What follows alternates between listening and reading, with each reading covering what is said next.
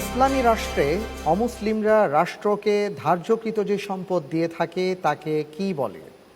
ক জিজিয়া, খ ফাই, গ গনিমত, ঘ খারাজ।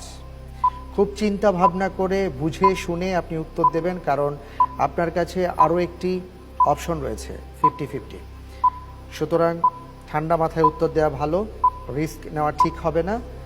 আপনি পুরোপুরিভাবে নিশ্চিন্ত হয়ে উত্তর দেন, তবে আমরা অবশ্যই বলবো সময় শেষ হওয়ার আগে।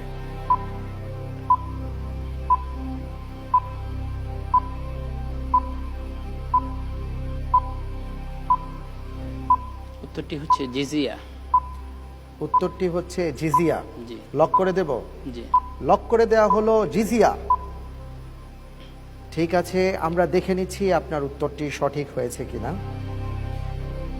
আলহামদুলিল্লাহ, সঠিক হয়েছে।